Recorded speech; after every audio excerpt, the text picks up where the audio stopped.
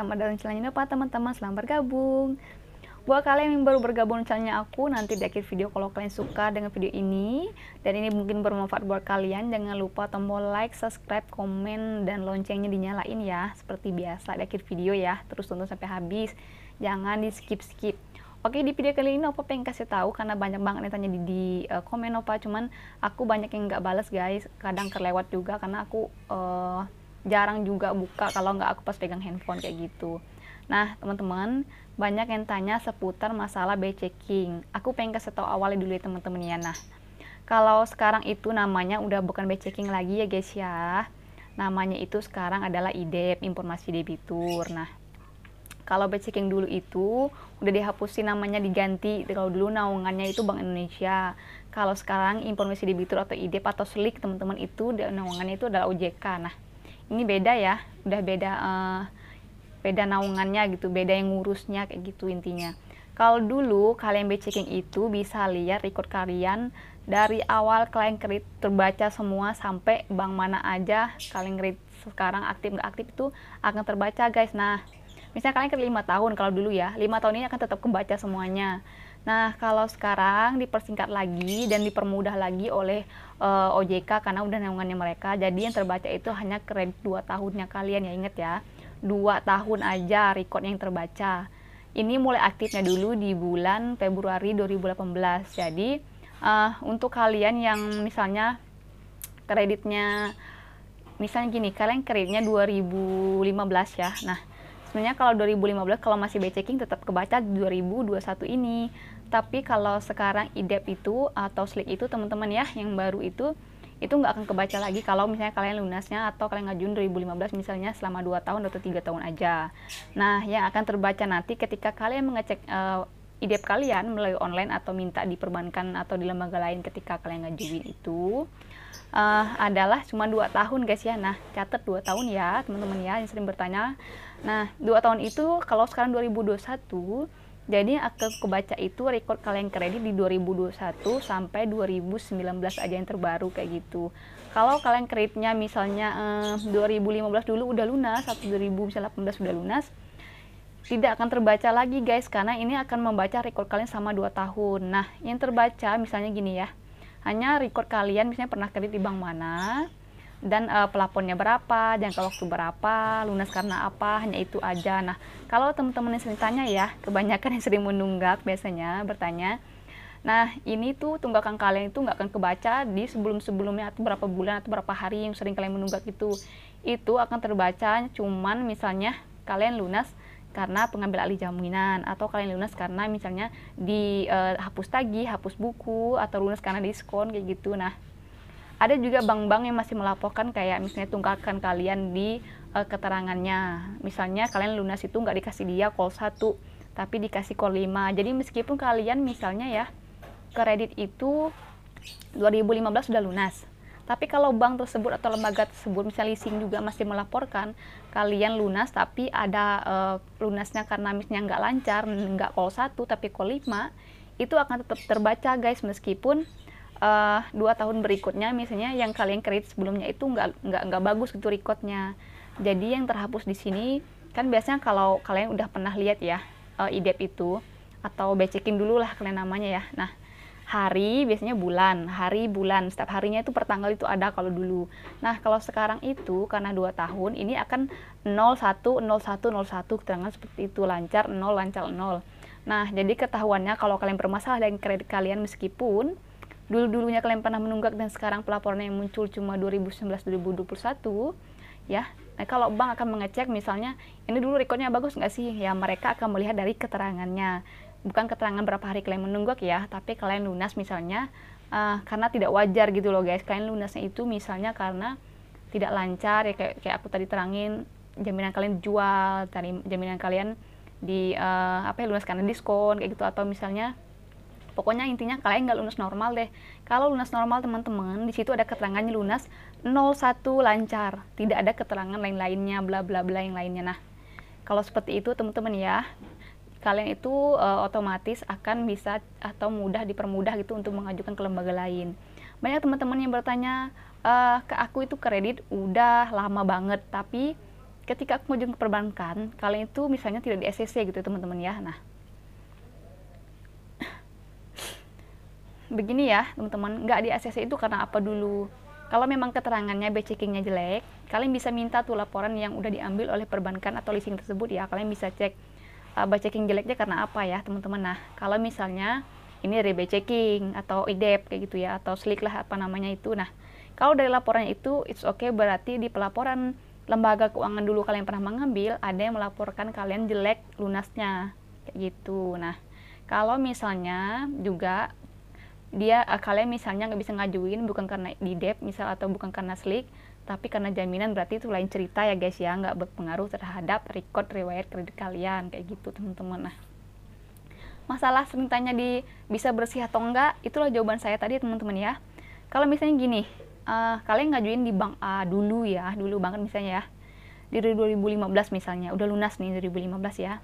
Sekarang itu kan 2021, udah 5 tahun ya guys teman-teman. Nah, di 5 tahun ini kan seharusnya nggak kebaca lagi karena akan kebacanya hanya di 2021 dan 2020, 2020. Nah, kayak gitu ya. Jadi akan dibaca di 2019 ke 2020, 2020 ke 2021, 2 tahun itu aja record kredit kalian. Sedangkan kalian di kredit di yang kelima nih udah lunas. Nah, sebenarnya record yang 01, 1010 itu yang per harinya atau per bulannya itu pasti udah 1010 guys, lancar. Tidak ada tunggakan, lancar, tidak ada tunggakan kayak gitu maksudnya. Nah, yang jadi pertimbangan perbankan nanti, mungkin mereka tidak meng-ACC kalian misalnya ketika ngajuin, kalau di keterangan lunas kalian itu karena misalnya kalian masih ada tunggakan beberapa di bank tersebut, misalnya tunggakannya masih ada nih, nggak dinolkan mereka. Nah, ataupun misalnya di keterangan lunasnya kalian nggak dikasih 01 artinya lancar, tapi kalian dikasih misalnya lunas tapi posisinya masih macet kayak gitu loh guys. Nah, jadi orang nunggak itu nggak di ACC itu biasanya karena keterangan lunasnya itu nggak lancar ya. Yang kedua, meskipun dia lancar masih punya tunggakan di bank lain yang belum dibayar, nggak dinolkan oleh petugas perbankan. Nah, bagaimana caranya kalian supaya bisa mengubah ini?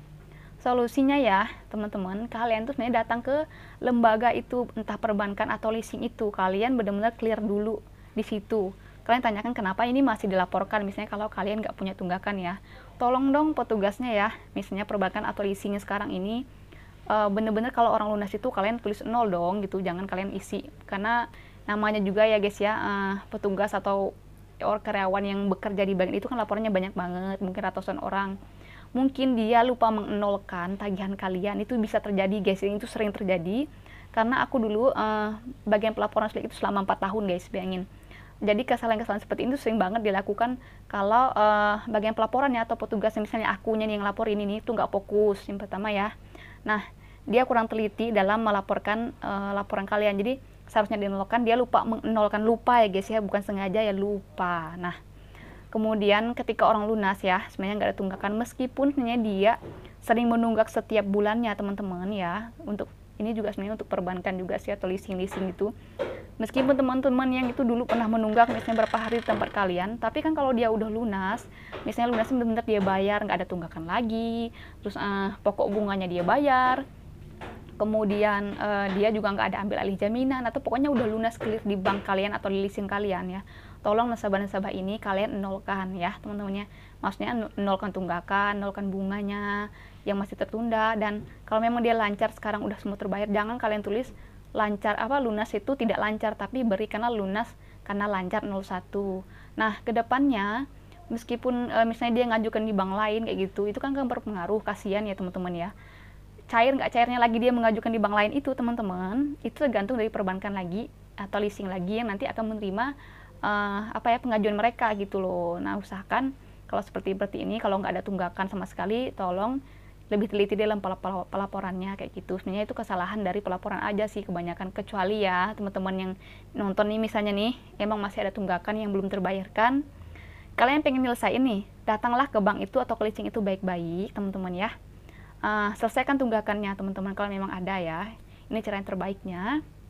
Nah, kalian baru bisa melihat laporan mereka nanti bener-bener clear lunasnya itu bukan di saat kalian ngajuin atau kalian kasih uangnya gitu untuk lunasinya, bukan besok harinya, tapi di bulan depannya nanti kalian bisa cek lagi IDEP kalian secara online guys. Itu bisa dicek secara online apakah misalnya bank itu atau leasing itu yang sudah kalian kasih tunggakan uangnya itu bener-bener nggak melaporkan kalian clear gitu, lunas. Nah, misalnya kalau bener-bener udah lunas, buat teman-teman yang pengen ngajuin lagi, kalian itu usahakan mengajukannya 2 tahun kemudian, cara amannya 3 tahun lagi lah, kayak gitu ya guys ya, supaya bisa misalnya kalau kalian pengen ngajuin lagi di tempat lain.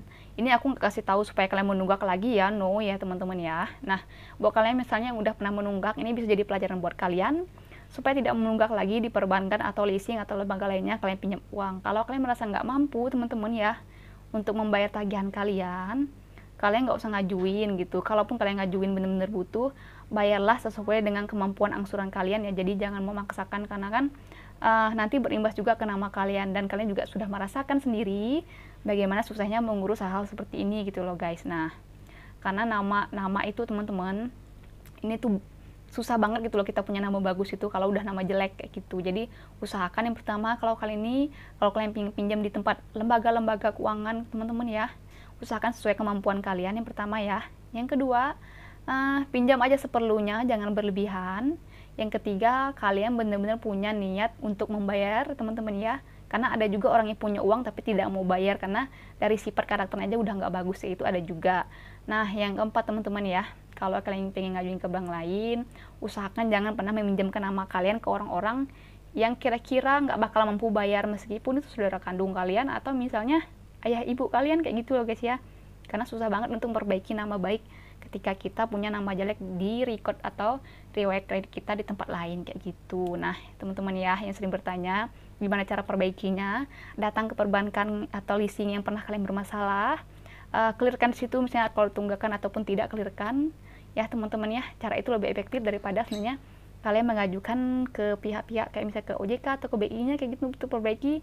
Itu bukan ranah mereka, kecuali kalian misalnya udah bikin udah bayar tagihan semuanya nggak bisa, kalian bisa email ke pihak OJK-nya kayak gitu untuk ngasih tahu gitu loh guys. Nah, nanti mungkin alhamdulillah kan di follow up ya guys ya, karena OJK juga kan atau BI ini punya banyak pekerjaan ya teman-teman, gak ada yang ngurus kita aja sebagai nasabah kayak gitu.